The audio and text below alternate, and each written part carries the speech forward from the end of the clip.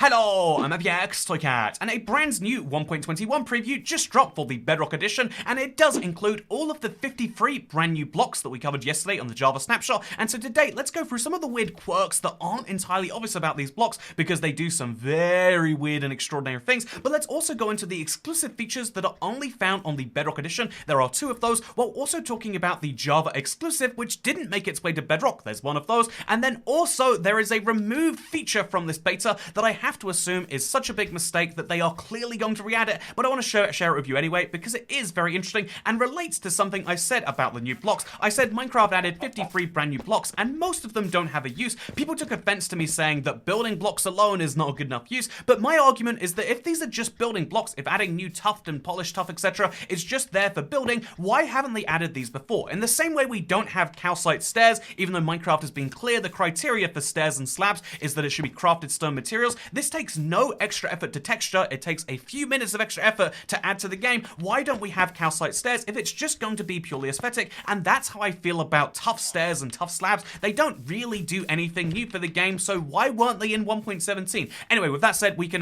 dive into the actual uses of these blocks that make them actually valuable, because the copper grate, for example, does not allow mobs to spawn on it. This comes from its transparent behavior, but it means you can make mob farms out of it quite easily, where only specific spots, like this copper block right here, will allow mobs to spawn. It's also useful for making the platforms that you need to exist on, because when you're in a farm or when you're getting your way around a farm, you don't want mobs to spawn where you are, so using copper grates is a really fun way to do that. However, despite its transparent nature and its very big, a close similarity to leaves we'll have to dive into, interestingly enough, it does not waterlog. You can place water on top of the copper grate, but you cannot place it inside of it. A lot of people were theorizing that maybe the copper grate would allow water through, but not players, as an example, or items through, but not players. Sadly, neither of those things have come to fruition, which is really weird, especially given that you can't waterlog it. I think it might be on the cards in the future, because it's weird that you can waterlog this block. This feels much less logical in my opinion, that can be waterlogged, but this cannot be, and so we'll see how Mojang does decide to update that in the future snapshots. Interestingly, something else they decided to update was the copper bulb, and the copper bulb is most exciting for redstone users as a T flip-flop. And on it, let's be honest, right here, most people don't know what a T flip-flop is, but if you understand computing, you might understand what binary is. You can use these and a series of them to make a binary counter. So for now, consider the on for the redstone lamp or the copper bulb is actually off, and the off is actually on. Now, every single time we press this button, this will work as a binary counter. Press it 1 time and the 1 turns off. Press it 2 times and the 2 turns off while the 1 is on. So the total is 2 here. Press it 3 times and then you get 3. Press it 4 times and you'll get 4, and then 5 times and then 6 times, and you get the point. You can do this kind of endlessly. 7 times, and then finally 8 times right there. It is incredible how this works. You can do binary counting of how many times a redstone pulse has gone through something, and that is massive for redstone being much shrunken down in this update. Whether this allows new things to exist is entirely up to how people make things, but for right now, this will shrink down what can be done in hundreds of blocks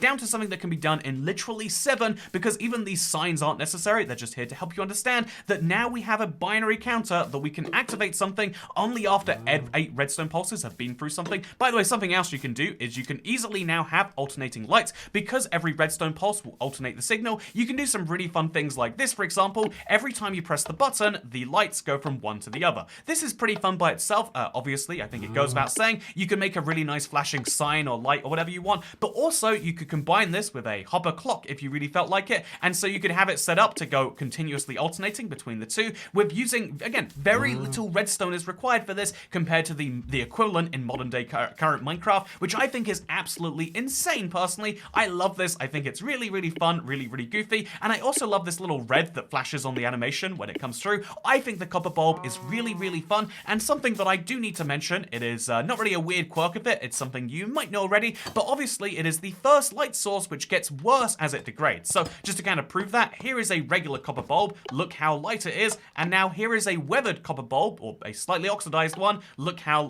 how it's kind of light, but it's losing it. And then if we look at the same over here for a slightly, mostly weathered one, it's very dim, and then for a fully one, it's barely lighting anything up at all, which means you have a light source that will naturally degrade over time. If you want, you can set this up not to run forever, but instead to run forever, but slowly get dimmer over time, if that's something you want from a light. I don't know if it is necessarily. I just think it's really cool. You know what else I think is really cool? The copper grate actually actually works, so here's a fun thing about it. The copper grate will work as a leaf in that you can't see other copper grates through the copper grate you're looking at. You can see right here that I can skip right through it. This means that you can make copper grate trees. These maple leaf trees look really, really fun. I thought this was incredibly fun. This came from O2PPA on Reddit, by the way, to give credit to this idea. Maple trees in Minecraft, if you don't mind them being technically metallic. I think that's really fun by itself, but it's also really fun because it only works with similar levels of oxidation. So here is a 5x5 or 6x6 cube of heavily oxidized grates, and as you can see, you can't see through it. It looks like it's just a wall until we go to the side here where it all of a sudden appears. It's a bit like an optical illusion, in my opinion. It's very strange and counterintuitive for a block made of metal to work this way, but if we were to weather the blocks very slightly, as we're going to do right now, you can see it makes the blocks behind them more visible, which means you can do some really weird things in discovering what's behind something just by slowly removing the rust from it, and I think this is just such a weird, wild, wacky thing. Like, what is going on here? Why can I see those blocks but not these ones here? Weird optical illusions, that's how. And yeah, Minecraft's, the way Minecraft is written leads to some very, very weird outcomes, in my opinion. Speaking of weird outcomes, I think a lot of people assume this has to be a mistake. If you don't know, there is currently 3 different types of bricks right now that make a really nice gradient. You've got stone, then deep slate, then black stone, and tough brick fits nicely in this quadrant of it, right? Except, wait a minute, Mojang made a mistake. The texture is upside down, and worse than being upside down, it doesn't tile correctly with either of these bricks because the middle of the texture, by being upside down, is therefore not aligned with the sides. However, I don't believe this is a mistake. A lot of people have been saying it like it must be and like it's ruining their day. However, I do not believe this is a mistake because we have many bricks in Minecraft that do not follow the current pattern. This is a classic example, mud bricks, but prismarine bricks and nether bricks are all the same. They make up their own patterns, and so I assume the point of tough bricks is to do the same. When tough bricks is tiled exclusively of tough bricks, it actually looks pretty good. It's only the joins where it meets other bricks where it starts to cause problems, and maybe they're deliberately making it so you can't, because it does look really, really nice by itself as a result of this. And so yeah, I like tough bricks a lot, and they're not upside down, contrary to people's opinions. Also, by the way, I think polished tough is a really, really nice brick. You can use it to tile nicely with polished andesite if you want to, or you can tile the polished tough bricks and the polished tough, the chiseled tough and the chiseled tough bricks. You know, there's lots of variants of these bricks all appearing at once, huh? Very confusing. Speaking of things that are confusing, I think now that I have this polished tough, I finally have a block to fill in the 1.21 background with.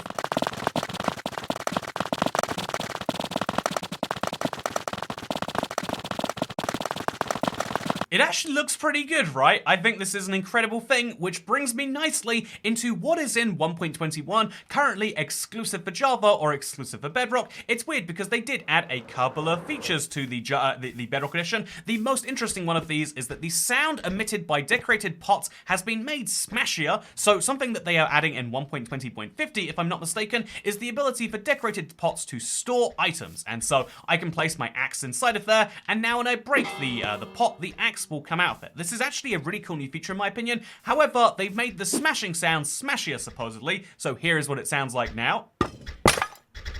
I guess you can see there's a bit more of a noise. It almost sounds like you're breaking glass, but smashier isn't the word I would use, but either way, that is a new feature that is in the Bedrock changelog, but not the Java one, interestingly. And then, conversely, we have another feature, so you can see that this is one that's hard to show off, but I want to mention it. The loading screen now has 3 separate categories that will depend based on player progression. This is really, really cool. So if you don't know, the loading screen in Minecraft Bedrock will give you hints, and now those hints will vary based on how far you are into the game. That's actually pretty incredible. I would guess it's going to use your achievements or your distance traveled or something to work this out, but this means that now the game will actually give you more relevant tips based on where you are in the game. And so, yeah, let's just take me, for example. I play far too much Minecraft, right? Like, definitely have played hundreds of hours on the Bedrock edition. So what tips is it going to give me now? Let's find out. Whatever you buy in the Minecraft preview will be available in Minecraft as well. Do you have a great idea for a new feature? Tell us our feedback.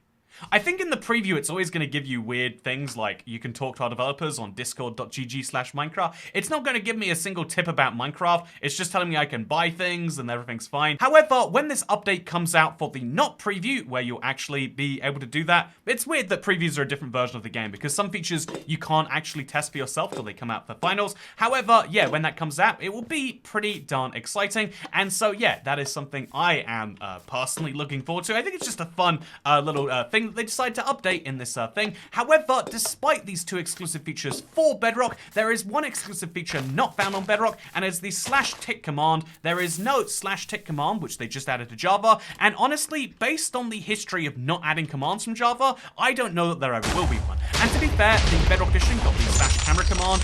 If you haven't seen me playing around with that, then you're not missing very much. It's a very, very, very incredible command the Bedrock edition has that's basically there to allow custom maps. And so if the reverse is there, this is, if the /tick command is mostly for technical players, maybe they're trying to argue that there aren't as many of those on Bedrock. I don't know, feels really weird to me personally. Speaking of things that feel strange to me, Bedrock also has the dialogue command, which is kind of interesting to me. There's a lot of other ones on here that I'm just fairly sure shouldn't necessarily or aren't expected to be there, and so maybe you find them interesting. Lots of differences between the commands on the two versions, so maybe, even though we're moving towards closer parity in basically every way, they're still admitting that commands aren't ever going to reach full parity. However, one thing that does seem to be a priority is bringing out snapshots and betas and previews at the same time. This is very exciting to me because it means, outside of this week where things maybe got a bit broken, we should be able to do our 1.21, covering of what's going on in the previews and betas.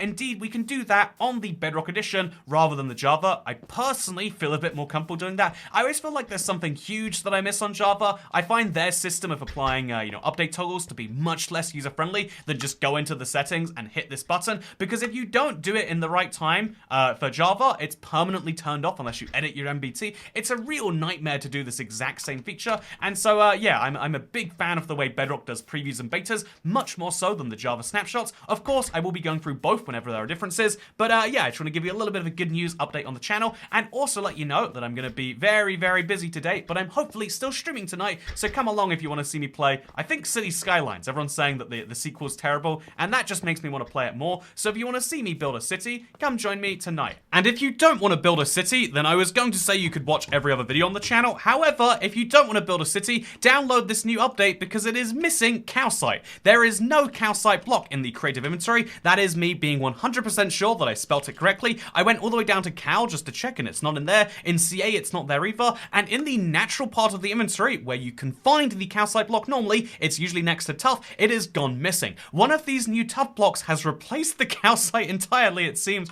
and I just think that's such a funny mistake, because the calcite block does still exist in this update. I mean, here you can see, but currently it is not available there, and this tells me one of two things. Either they made a silly mistake, or, if we get hopeful for no reason, maybe they updated calcite and they wanted to add the stairs and slabs and they just forgot to add all 3 blocks back to the game. I mean, a man can hope, right? I do think, for real though, if we are going to have tough bricks, then there's no good reason whatsoever not to have calcite as well, and calcite bricks would be nice, but I would take calcite stairs and slabs at a bare minimum, right? And I just feel as though that's something we should see in 1.21. Either way though, I hope you have all enjoyed this video. I hope you found it interesting, and if you have, then that's great. If you haven't, then good news, it's over. Thank you very much for watching, and I look forward to seeing you in the rest of the 1.21 coverage we'll be doing on the channel from here until the update releases sometime in May of next year, it looks like. Anyway, thank you very much for watching, and I'll see you next time. Goodbye.